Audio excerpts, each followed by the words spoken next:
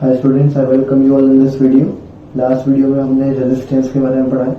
We have studied about resistance. Resistance क्या होता है, रेजिस्टेंस की डेफिनेशन क्या थी। So the definition was the obstruction offered to the flow of current, तो करंट के रास्ते में रुकावट।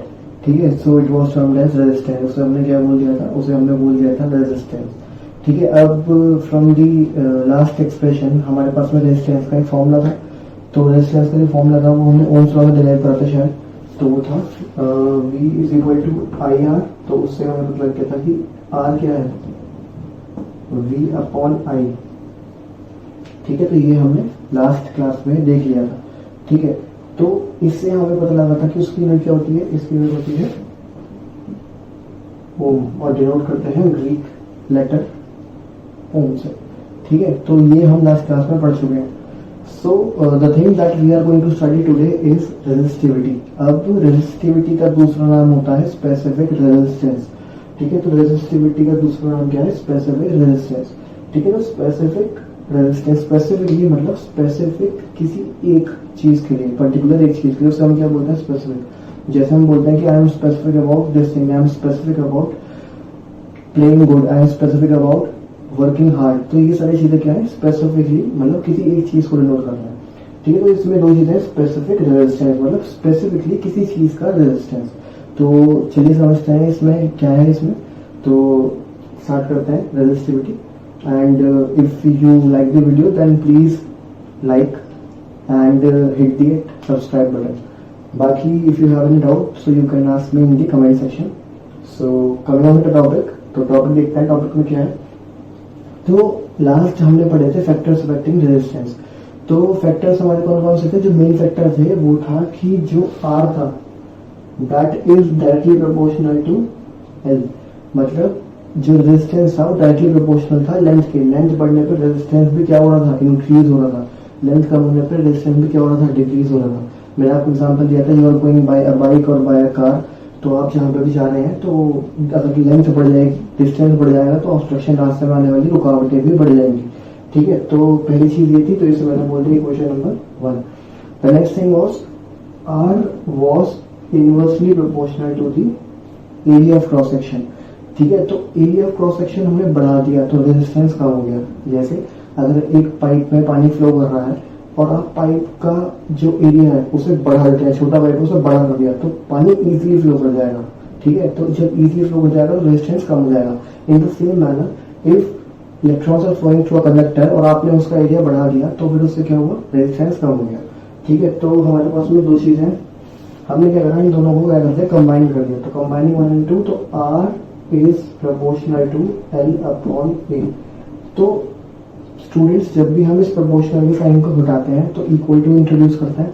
इक्वल टू के साथ में एक नया कांस्टेंट हमें इंट्रोड्यूस करना पड़ता है, और यहाँ पे जो कांस्टेंट है उसे बोलते हैं रो। क्या बोलते हैं, रो। इसे बोलते हैं रो या फिर स्पेसिफिक रेजिस्टेंस। तो इसे हम करेंगे R is equal to rho L upon A। That is the formula for the resistance. ठीक है, तो ये हमारा नया फॉर्मूला आ गया किसका, रेजिस्टेंस का, where R is the resistance, L is the length of the conductor, A is the area of cross section and rho is the specific resistivity या specific resistance या फिर resistivity। तो अगर हम इससे रो का फॉर्मूला निकालते हैं या फिर स्पेसिफिक रेजिस्टेंस का फॉर्मूला निकालते हैं तो क्या होगा, तो rho is equal to R into A upon L। तो that is the formula for rho या फिर रेजिस्टिविटी या फिर स्पेसिफिक रेजिस्टेंस। इसे हम समझेंगे एक एग्जांपल से, बट हमें पहले फॉर्मूला देखना है और हमें इसकी यूनिट डिराइव करनी है। तो अगर आप यूनिट के लिए कहोगे तो यूनिट हमने कैसे डिराइव करी थी, यूनिट के लिए आपको फॉर्मूला पता होना चाहिए। फॉर्मूला हमें पता है तो वैल्यूज पुट करते जाओ। तो R की यूनिट क्या होती है, ओम, एरिया की मीटर स्क्वायर और लेंथ की मीटर। तो मीटर से मीटर कैंसिल हो गया, तो रो की यूनिट क्या रहेगी, ohm metre. That is the unit. तो ओम मीटर क्या होती है, इसकी यूनिट। अब इसमें दो चीजें आ रही हैं, एक तो इसमें आ रहा है ओम, ओम क्या है, रेजिस्टेंस, और मीटर क्या है, लेंथ। तो आप समझते हैं कि स्पेसिफिक रेजिस्टेंस या फिर रेजिस्टिविटी किसे बोलता है। For example you are going somewhere, आपको किसी डेस्टिनेशन पे पहुंचना है, तो उस तक पहुंचने के लिए बहुत सारे रास्ते हो सकते हैं। ठीक है, वो आप पे डिपेंड करता है कि आप कौन सा रास्ता ले रहे हैं। ठीक है, तो जैसे हम बोलते हैं कि अगर आप इस रूट से जाओगे तो इस पर ट्रैफिक कम मिलेगा, मतलब इसमें रेजिस्टेंस क्या होगा, कम। इस रूट पे जाओगे तो ट्रैफिक ज्यादा मिलेगा, तो उसका रेजिस्टेंस क्या होगा, ज्यादा। इन द सेम मैनर अलग अलग कंडक्टर का अलग अलग रेजिस्टेंस होता है। For example silver is the best conductor of electricity. जो सिल्वर होता है वो क्या है, सबसे अच्छा कंडक्टर है किसका, इलेक्ट्रिसिटी का, तो उसका रेजिस्टेंस क्या होगा, सबसे कम। ठीक है, तो अगर आप बात करते हैं कॉपर की, तो कॉपर में उसका रेजिस्टेंस थोड़ा सा और क्या होगा, ज्यादा। तो सिल्वर का जो रेजिस्टेंस है वो हमेशा क्या रहेगा, सेम रहेगा, और कॉपर का जो रेजिस्टेंस है वो हमेशा सेम रहेगा। तो वो क्या होगा, उसका स्पेसिफिक रेजिस्टेंस। फॉर एग्जाम्पल अगर हमारे पास में वैल्यू है सिल्वर के लिए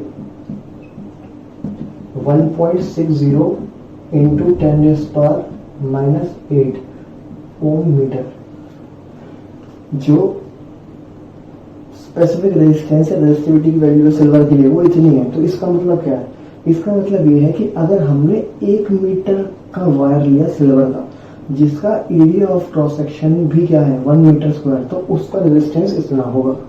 मतलब 1 मीटर का wire 1 metre square area of cross section का हमेशा इतना ही रेजिस्टेंस ऑफर करेगा। तो ये स्पेसिफिकली किसकी बात चल रही है, that is for the silver. तो अगर मैं बात करता हूँ कॉपर की, तो सपोज करो कॉपर के लिए मैं क्या बोल दिया, कॉपर के लिए हमने बोल दिया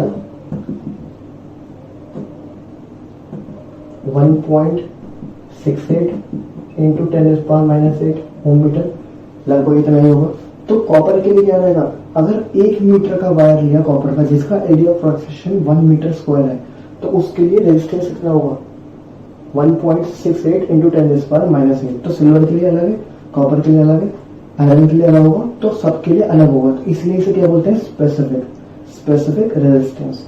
अगर आपको डिफाइन करना है स्पेसिफिक रेजिस्टेंस तो कैसे डिफाइन करेंगे, तो डिफाइन करने के लिए हमें क्या करना है, यहाँ पे ये हमारा फॉर्मूला है, इस फॉर्मूला में हम जितनी भी चीजें हैं उसे क्या कर देंगे, 1 कर देंगे। ठीक है, तो एरिया ऑफ क्रॉस सेक्शन है 1 मीटर स्क्वायर और लेंथ है 1 मीटर। तो जब हम इसे फॉर्मूले में पुट करेंगे तो रो किसके बराबर हो जाएगा, आर की। क्यों, ये भी 1 हो गया और ये भी 1 हो गया। तो specific resistance is equal to the resistance of the wire when area of cross section is 1 meter square and length of the wire is 1 meter।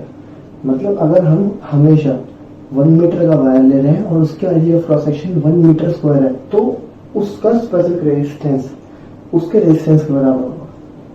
That is the concept of specific resistance. Specific मतलब किसी एक चीज के लिए, ठीक है, कोई भी एक पर्टिकुलर मटेरियल के लिए। ऑब्वियसली बात है, अगर मटेरियल चेंज होगा तो उसका रेजिस्टेंस भी चेंज होगा। तो इसीलिए हमने इसको क्या इंट्रोड्यूस करा है, स्पेसिफिक रेजिस्टेंस से, और इसे डिनोट कैसे करते हैं, रो से। So now we will see a numerical for it. तो न्यूमेरिकल है, a copper wire of length 2 metre and area of cross section 1.7 into 10⁻⁻6 metre square has a resistance of 2 into 10⁻⁻2। Calculate resistivity of copper. So the first thing that you should do is you have to note down the values that are given in the numerical। तो सबसे पहले क्या करना है, numerical में जो given है values उसे आप नोट करो। तो सबसे पहले हमें लेंथ दे रखी कितनी, लेंथ इज 2 मीटर। ठीक है, उसके अलावा area of cross section A is equal to 1.7 into 10⁻⁻6 metre square. और हमें क्या गिवन है, हमें गिवन है resistance R is equal to 2 into 10⁻⁻2 ohm. We have to find resistivity. तो हमने लिख दिया रेजिस्टिविटी क्या है क्वेश्चन का। तो हमारा फॉर्मूला क्या है, फॉर्मूला है हमारा R is equal to rho L upon A. इससे हमने रो की वैल्यू निकाल ली, R into A upon L, या डायरेक्ट भी फॉर्मूला लगा सकते हैं। ठीक है, अब क्या करना है, कुछ नहीं करना, बस वैल्यूज पुट करनी है। ठीक है, तो वैल्यूज पुट करते हुए R क्या है, 2 इंटू 10⁻⁻2। ए क्या है, ए है हमारा 1.7 इंटू 10⁻⁻6 अपॉन लेंथ क्या है 2। तो सिंपल है, 2 से 2 कैंसिल हो जाएगा, क्या बचा 1.7 into 10⁻⁻8 ohm metre. So this is the value of resistivity of copper.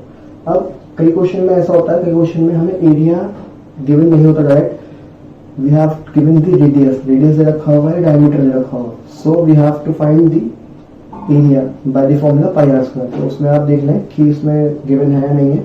So will apply the formula pi are square for it. अगर इसमें मिलीमीटर में दे रखा है रेडियस तो will convert it into metre according to the question. Will see one more question. ये question objective part में भी आ सकता है। तो क्वेश्चन लिखते हैं, बहुत सिंपल क्वेश्चन होता है। तो calculate the new resistance when length of the wire is doubled. अभी क्वेश्चन दो तरीके से आ सकता है। इसमें बोलेंगे length of the wire is doubled, या आप बोल सकते हैं length of the wire is doubled by folding. तो हम दोनों तरीके से देखेंगे क्या होता है। सबसे पहले देखते हैं length of the wire is doubled. तो हमें रेजिस्टेंस, नया रेजिस्टेंस निकालना है जब हम वायर की लेंथ को डबल कर देंगे। अब समझने वाली बात यह है कि जो वायर है वो इतना ही है, ठीक है। हम उसमें नया वायर ऐड नहीं करेंगे, हमें इसे ही डबल करना है। मतलब कैसे, खींच के डबल करना है, ठीक है। जब इसे खींचेंगे तो जब लेंथ क्या हो जाएगी डबल, तो सबसे पहले हमारा ओल्ड रेजिस्टेंस क्या होगा, R is equal to rho L upon A. ये हमारा पुराना रेजिस्टेंस है, ठीक है। न्यू रेजिस्टेंस हम डिनोट कर देते हैं R डैश से। R डैश मतलब जो नया रेजिस्टेंस आएगा। तो जो लेंथ है नई वाली L डैश क्या होगी, डबल कर दिया हमने, खींच के इसे कर दिया डबल। जब हमने लेंथ डबल करी तो एरिया क्या हो जाएगा, हाफ। कैसे, ए डैश क्या हो जाएगा,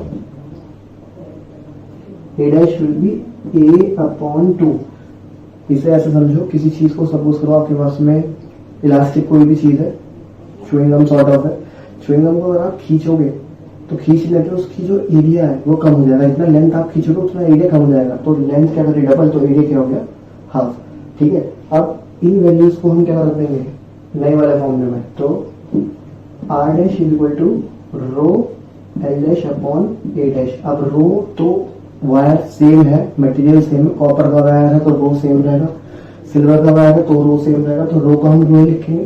तो ये क्या बन गया, R dash is equal to rho L की वैल्यू क्या है 12 और एरिया की वैल्यू क्या है ए अपॉन 2, ठीक है। अब ये 2 नीचे से ऊपर चला जाएगा तो क्या हो जाएगा 2 इंटू 12 इंटू रो अपॉन ए, ठीक है। तो ये हम क्या लिख सकते हैं, इसे हम लिख सकते हैं R dash is equal to 4 rho L upon A. 2 into 2 4 rho L upon A, और रो एल अपॉन ए क्या है, रो एल अपॉन ए है R, तो ये हो गया 4R। तो R dash will be equal to 4R। तो जो नया रेजिस्टेंस आया वो क्या हो गया, पुराने वाले का 4 टाइम्स हो गया, ठीक है। पहला क्वेश्चन तो ये था। अब अगर इस क्वेश्चन में लिखा होता doubled by folding, double by folding का मतलब है ये जो वायर है इसे मैंने ऐसे करके डबल कर दिया, फोल्ड करके। बाय फोल्डिंग मतलब by folding double by itself, दोनों एक ही बात है, ठीक है। डबल बाय फोल्डिंग, ठीक है। तो ऐसे फोल्ड करके क्या कर दिया डबल। तो इसमें क्या होता, इसमें जो एल डैश हो गई इतनी थी, पर डे कितनी हो गई, हाफ। तो इसमें एल डैश हो जाएगा एल अपॉन 2 और ए डैश हो जाएगा 2। जब एल डैश हाफ हो गई तो एरिया क्या हो गया, डबल हो गया, ठीक है। जब लेंथ आधी हुई, इमेजिन करिए, तो एरिया क्या हो गया, डबल। तो हमें जो यूज करना है वो एल डैश एरिया के लिए यूज करेंगे एल अपॉन 2 और ए डैश एरिया यूज करेंगे 12। तो इसका आंसर हम अपने आप निकालेंगे। I hope this concept is clear, and if you have any doubt so you can ask in the comment section below. Thank you for watching and keep studying.